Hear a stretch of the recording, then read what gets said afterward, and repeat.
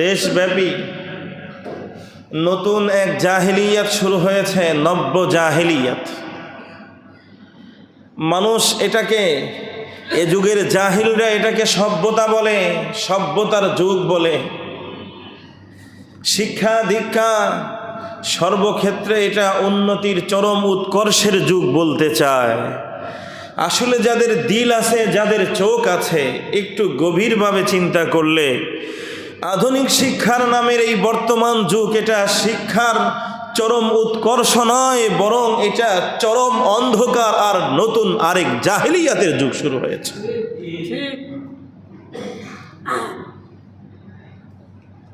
প্রিয় ভাইয়েরা আমার,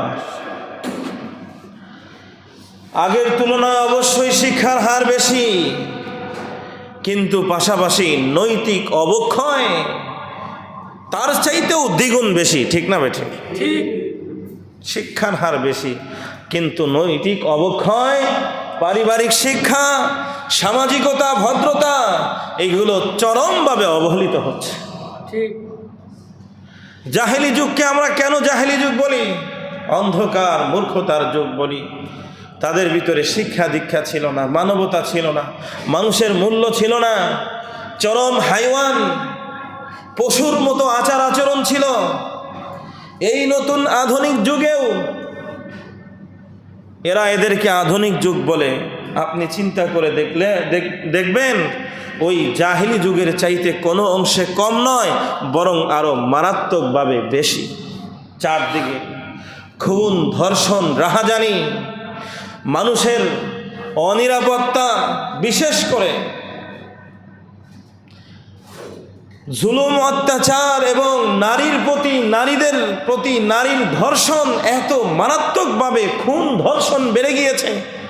চুরি, রাহাজানি, খুন, ধর্ষণ এত বেশি বৃদ্ধি পেয়েছে, বিশ্বব্যাপী এটা যেন এক উৎসব তৈরি হয়েছে। আগের যে কোনো সময়ের চেয়ে হিসাব করলে দেখা যাবে খুন ধর্ষণের পরিমাণ বেশি, চুরি রাহাজানির পরিমাণ বেশি, অন্যায় অনাচার বেশি, দুর্নীতি লুটতারাজ বেশি। ক্ষেত্র বিশেষ এতটুকু বলতে পারেন, কিছু কিছু অপরাধ ভদ্রতার আড়ালে হয়। ঠিক না বেঠিক? কিছু কিছু অপরাধ ভদ্রতার আড়ালে হয়, নচেত বলতে গেলে চরম বেহাল দশা। খুন, ধর্ষণ, জুলুম, অত্যাচার মাত্রা এত জঘন্য অবস্থা তৈরি হয়েছে। আজকে যে কোনো বাবা সে শান্তিতে সে সময় কাটাবে এই অবস্থা নেই। যে কোনো কন্যা সন্তানের বাবা এই ভয়ের মধ্যে থাকে, আমার সন্তান বাহিরে বের হচ্ছে, না জানি নতুন কোন ফিতনায় জড়াচ্ছে। ঠিক। যে কোনো পরিবারের ভিতরে কোনো বাবা মা নিজেকে নিরাপদ বোধ করছে না, নিরাপদ মনে করছে না। আল্লাহু আকবার, আল্লাহু আকবার। অথচ মুমিনের সফলতার জন্য, সফল মুমিনের গুণাগুণ সম্পর্কে সূরা মুমিনুনের ভিতরে আল্লাহ পাক এ বিষয়ে বিস্তারিত আলোচনা করেছেন। সফল মুমিন, প্রকৃত মুমিন হতে হলে ওয়াল্লাযীনা হুম লিফুরুজিহিম হাফিজুন, আল্লাহ অনেকগুলো গুণ বয়ান করেছেন। যারা বিনয়ের সাথে নামাজ পড়ে, খুশুখুজুর সাথে নামাজ পড়ে, এরপরে অনর্থক কথাবার্তা, অনর্থক কাজ থেকে বেঁচে থাকে। আল্লাযীনা হুম আনিল লাগবি মুরিদুন, অনর্থক কাজ, অনর্থক কথা থেকে বেঁচে থাকে। ওয়াল্লাযীনা হুম লিযাকাতি ফাইলুন, যথাযথভাবে যাকাত দেয়। আল্লাহ পাকের পরে বলেন ওয়াল্লাযীনা হুম লিফুরুজিহিম হাফিজুন, আর যারা লজ্জাস্থানকে হেফাজত করে, অন্যায় জায়গায় ব্যবহার করে না, এরা সফল মুমিন। মুহতারাম হাজিরিন, সফল মুমিন হতে হলে নিজেকে সেভ করতে হবে। হাদিসের মধ্যে আল্লাহর নবী আরো পরিষ্কার করে বলেন, قال رسول الله صلى الله عليه وسلم من أزمن لما بين لحييه وما بين رجليه আজমান লাহুল জান্নাহ। নবী বলেন, যে ব্যক্তি দুই জিনিসের গ্যারান্টি দেবে, দুই জিনিস সংরক্ষণের যদি কোরআন গ্যারান্টি দেয়, আল্লাহর নবী বলেন আমি তার জান্নাতের গ্যারান্টি দিয়ে দেব। কয় জিনিসের? কয় জিনিসের? দুই জিনিসের। আল্লাহর নবী বলেন দুই জিনিসের গ্যারান্টি যদি কেউ নেয়, আসমান লাহুল জান্নাহ, আমি তাকে জান্নাতের গ্যারান্টি দেব। এক নাম্বার, মা বাইনা লিহিয়াইহি, এই দুই চোয়ালের মধ্যে যেই অঙ্গটা আছে, জিহ্বা, জবান, জবানের হেফাজত কি করতে হবে? জবানের হেফাজত, জিহ্বার হেফাজত, জবানের হেফাজত। আজকের এই বিষয়ে আমি বিস্তারিত কথা বলবো না, এমনিতেই কথা বলার মতো তেমন মুড নাই, অল্প কিছু কথা বলবো, এই বিষয়ে অন্য আরেক সময় বলবো। জিহ্বা, জবান, এটা অপরাধের একটা মূল। আপনি দুনিয়ার যত অপরাধ দেখবেন, সব অপরাধের মোটিভ যদি খুঁজতে যান, দেখবেন জিহ্বার কানেকশন আছে। বুঝেন নাই? এই মুহূর্তে যদি আপনাকে একজন কেউ গালি দিয়ে দেয়, দেখবেন দুইটা মারামারি লেগে খুনোখুনি পর্যন্ত হওয়া অসম্ভব। হট করে একজন আরেকজন মা তুলে গালি দিছে, আরেকজন মনে করেন চেতে গেছে, এরপরে মারামারি লাগছে, খুনোখুনি শুরু হয়ে গেছে, অসম্ভব। মূলে কি? জিহ্বা। মূলে কি? জিহ্বা। এজন্য বুজুর্গ গানে দিন বলেন, তিন জিনিস যদি এই জামানায়, তিনটা জিনিস সবচেয়ে বেশি জরুরি হেফাজত করা, সে আল্লাহর ওলি হয়ে যাবে। কুদৃষ্টি থেকে নিজের চোখকে হেফাজত করা। কি থেকে? চোখ হেফাজত, কুদৃষ্টি থেকে। এটা আজকে সবচেয়ে বেশি হয় বর্তমান যুগে, মোবাইলে, বাস্তবে মোবাইলে, দুই জায়গায়। কুদৃষ্টি থেকে চোখের হেফাজত। আর একটা হলো কুকথা, একটা কি? জবান হেফাজত, যত ধরনের মন্দ কথা আছে। আর একটা হলো কুধারণা। এই তিন কু থেকে বাঁচতে পারলে সে আল্লাহর ওলি হয়ে যাবে। এই জামানা এটা সবচেয়ে বেশি অপরাধ হয়। তো এই তিনটার মধ্যে একটা হলো কুকথা। আমি আর ব্যাখ্যায় গেলাম না। জবান, জিহ্বার হেফাজত আল্লাহর নবী বলছেন। দুই নম্বর বলছেন, ওয়ামা বাইনা রিজলাইহি, জিহ্বা এবং জবানের হেফাজতের পাশাপাশি দুই নাম্বার, ওয়ামা বাইনা রিজলাইহি, দুই রানের মাঝখানের যে অঙ্গ, সহজ কথায় লজ্জাস্থানের হেফাজত। কিসের হেফাজত? লজ্জাস্থানের হেফাজত। আল্লাহর নবী বলেন, কোনো ব্যক্তি যদি জবানের হেফাজত আর লজ্জাস্থানের হেফাজত করে, আমি নবী তার জান্নাতের গ্যারান্টি নিয়ে নিলাম। হাদিস থেকে কি বুঝলেন? তার মানে লজ্জাস্থানের হেফাজত দিনের অর্ধেক, ধর্মের অর্ধেক হেফাজত। ঠিক না বেঠিক? লজ্জাস্থানের হেফাজত এটা একজন মানুষের চরিত্র হেফাজত। তার মানে তার ভিতরে কেউ যদি একটাকে সেভ করে, তাহলে তার ভিতরে অর্ধেক দিন চলে আসছে। অর্ধেক, পুরো দিন শরীয়তের, পুরো শরীয়তের অর্ধেক তার ভিতরে চলে আসছে। অপরাধ বিষয়ে যদি আপনি গবেষণা করেন, তাহলে দেখবেন পৃথিবীতে অপরাধ হয় মূলত দুই কারণে। কয় কারণে? যত অপরাধ আছে, অধিকাংশ অপরাধের পিছনে মূল মোটিভ দুইটা। মূল মোটিভ কয়টা? সহজ বাংলায় বললে একটু খারাপ শোনা যাবে, একটু ভদ্রভাবেই বলার চেষ্টা করি। একটা হলো পেটের চাহিদা। কি কথা বলেন? কিসের চাহিদা? আপনি খুব তালাশ করে দেখবেন, দুনিয়ায় যত অপরাধ হয় এর পিছনে কিছু না কিছু পেটের চাহিদার সম্পৃক্ততা আছে। ক্ষমতার লিপ্সা বলেন, ক্ষমতা বলেন, যা যা বলেন, যত অপরাধ হচ্ছে এর পিছনে অর্থ করি, টাকা। অর্থ করি কেন? পেট বাঁচানোর জন্যই তো, তাই না? হ্যাঁ, ভালো খাবে এই জন্যই তো। তো এটাকে সংক্ষেপে বলা যায় পেটের চাহিদা। আর একটা মন্দ শব্দে বললে খারাপ শোনা যাবে, গ্রামের মানুষ বলে স্যাটের চাহিদা, মানে লজ্জাস্থানের চাহিদা। পেট আর স্যাট দুইটা মিল আছে, এই জন্য বললাম। সব অপরাধের পিছনে দেখবেন এই দুইটার মূল মোটিভ। বুঝাইতে পারি নাই? কথা বুঝেন নাই? তো কেউ যদি এই লজ্জাস্থানকে হেফাজত করতে পারে, তাহলে সে ধর্মের অর্ধেক সে তার ভিতরে চলে আসছে। এই চাহিদাকে হেফাজত করার জন্য, মানুষের জৈবিক চাহিদা, লজ্জাস্থানের চাহিদার হেফাজতের জন্য ইসলাম কত যে ব্যবস্থা নিয়েছে, আপনি অবাক হয়ে যাবেন। আজকে হয়তো আমি পুরোপুরি বলে শোনাতে পারবো না, বেশি কথা বলার মতো মুডও নাই আজকে। আপনি অবাক হয়ে যাবেন। সৃষ্টি কে করছে? আল্লাহ বেশি জানেন? মানুষ সম্পর্কে আল্লাহ বেশি জানেন না বর্তমানে আধুনিক যুগের নব্য ফেরাউন, এই নব্য জাহিলি যুগের নব্য আবু জেহেলরা বেশি জানে? কে বেশি জানে? হ্যাঁ, এই বিশেষজ্ঞ নামের সেকুলার নব্য আবু জেহেল আর এই নব্য ফেরাউনগুলা বেশি জানে না আমার আল্লাহ ভালো জানে? যিনি তৈরি করেছেন তিনি ভালো জানেন তার দুর্বলতা কোথায়। যিনি তৈরি করেছেন সে জানে তার এই তৈরিকৃত বস্তুর ভিতরে কোথায় কোথায় ছিদ্র আছে, কোন কোন ছিদ্র পথে সমস্যা হতে পারে। ঠিক না ব্যাটি? আল্লাহ জানেন। তিনি মানুষ তৈরি করেছেন, তিনি জানেন মানুষের ভিতরে কোন কোন জায়গায় দুর্বলতা আছে, কোন কোন ছিদ্র পথে পুরো সমাজকে নষ্ট করে দিতে পারে। পরিবার থেকে শুরু করে সমাজ, রাষ্ট্র সব কিছুকে পুরে ছারখার করে দিতে পারে। এই জন্য আল্লাহ ওই ছিদ্রগুলো গেট আপ করার, ওই দুর্বলতাগুলো পূর্ণ করার ব্যবস্থা দিয়েছেন। এর মধ্যে একটা হলো যৌবন শক্তি, জৈবিক চাহিদা। এটা মানুষের দুর্বলতার সাইড। এটা ছাড়া মানুষ চলবে না, পৃথিবী টিকবে না। আবার এটা যদি অন্যায় পথে ব্যবহার হয় পুরো পৃথিবী, সমাজ সব ধ্বংস হয়ে যেতে পারে। এটা যদি সঠিক পথে ব্যবহার হয় তাহলে এর চেয়ে ভালো কাজ নাই। আপনার আমার সৃষ্টি থেকে শুরু করে নিয়ে কিয়ামত পর্যন্ত সমস্ত আদম সন্তানের সৃষ্টি, এর বাইরে হওয়া সম্ভব? তাহলে এর চেয়ে ভালো কাজ নাই। এটা যদি সঠিক পথে ব্যবহার হয় তাহলে এসছে কি নাই? ভালো কাজ নাই। এটা বিশাল ভালো কাজ। পুরোপুরি আজকে বলতে পারবো না আপনাদের এটা কত ভালো কাজ।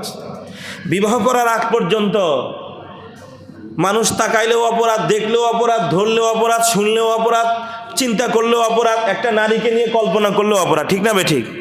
আর বিবাহ করার পরে এই সবগুলো না করলে অপরাধ।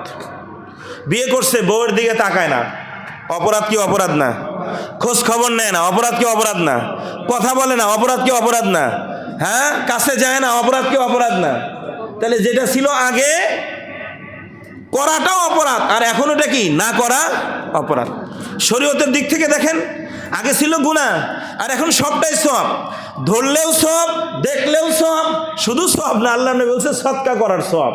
বুঝেন নাই? কথা বললেও সওয়াব। বিবির সাথে কথা বলবেন, হাসি মুখে কথা বলেন, কথা বলছেন তার জন্য এক সওয়াব, হাসি মুখে কথা বলছেন তার জন্য আরেক সওয়াব। বুঝাইতে পারি না, কথা তো লম্বা হয়ে যাচ্ছে, মূল বিষয় বুঝাতে পারবে না, সংক্ষেপে বুঝেন। এই চাহিদা, এটা সঠিক পথে রাখার জন্য আমার আল্লাহ ইসলামে এত সুন্দর ব্যবস্থা দিয়েছে।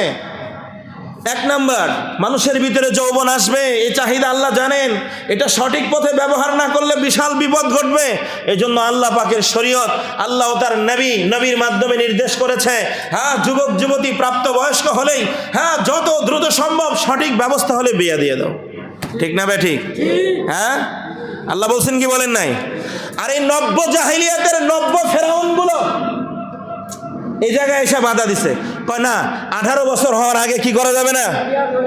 বিয়ে দেওয়া যাবে না। কিন্তু 18 বছর আগে প্রেমিক প্রেমিকার নামে, আকাম কুকামের নামে যা যা করো সব জায়েজ। খালি কি করা যাবে না? কালিমা পড়ে করা যাবে না, তাইলে অপরাধ। আর কালিমা ছাড়া যদি করো তাইলে এটা হলো বীরত্ব। এটা কি? নারীর সাহসিকতা। ঠিক না ঠিক?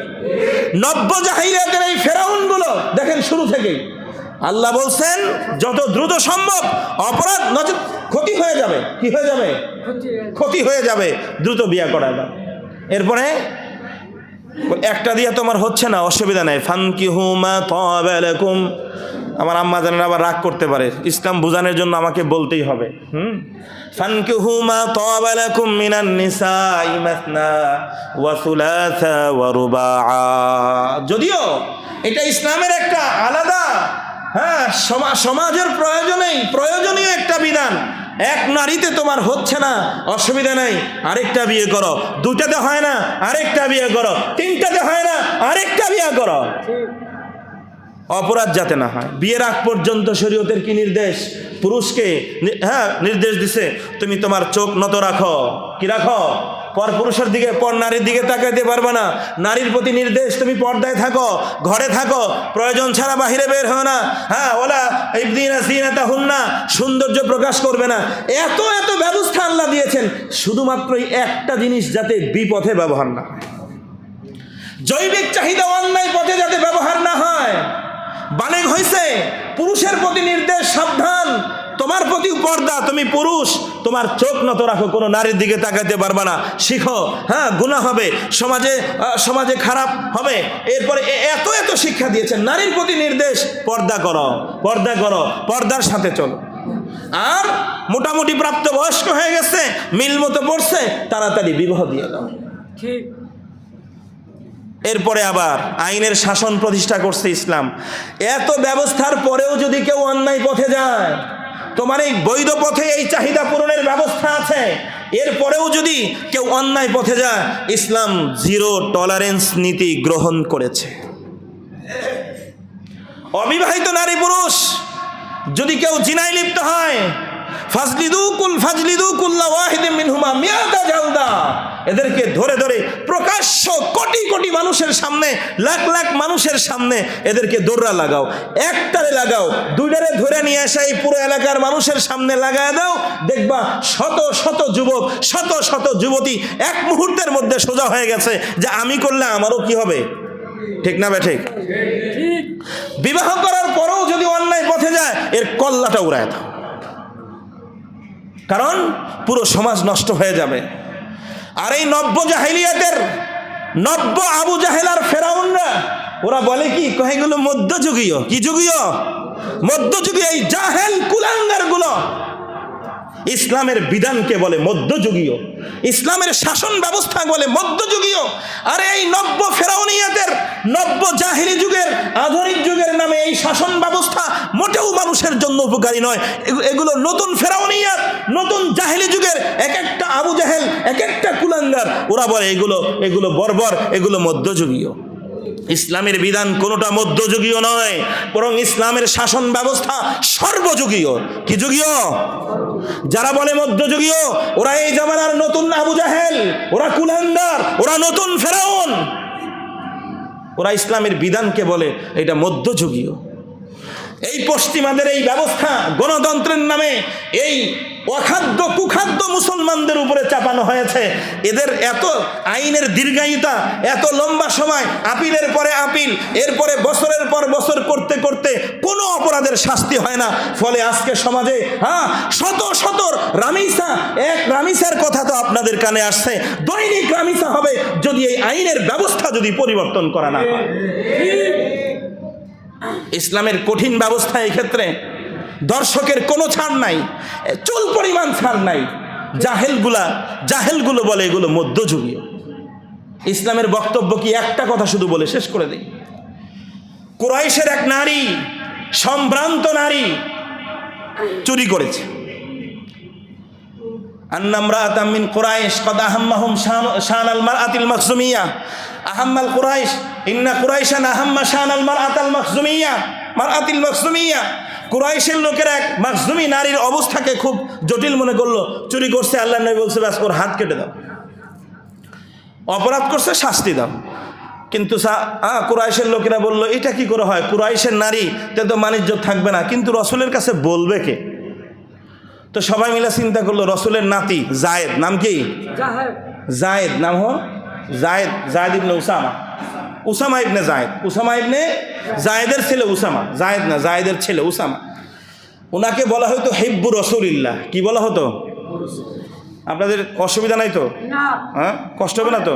কষ্ট হলে তাহলে এখানে শেষ করে দেবো, আর এরা 2 মিনিট শুনতে মনে চাইলে শুনতে পারেন। হিব্বু রসুলিল্লাহ, ওনাকে বলা হতো আল্লাহর রসুলের প্রেম ভালোবাসা, এত বেশি মহাব্বত করতেন। আল্লাহ রসুলের পালক ছেলে জায়েদের সন্তান উসামা। তো সবাই মিলে নাতিকে ধরছে যে তোমার দাদাকে গিয়ে বলো এই মহিলাকে যাতে শাস্তি না দেওয়া হয়। তো হযরত উসামা গিয়া আল্লাহ নবীর কাছে বলা শুরু করছে, মাত্র সাথে সাথে নবীর চেহারাটা কালো হয়ে গেছে। আল্লাহ নবী বললেন, আতাশফাউ ফি হাদ্দিম মিন হুদুদিল্লাহ, এ উসামা, আল্লাহর দ্বীন শরীয়তের বিষয়ে তুমি সুপারিশ নিয়ে আসছো? আল্লাহর নবীর চেহারা এমন কালো হয়ে গেছে, উসামা ভয় পেয়ে গেছে।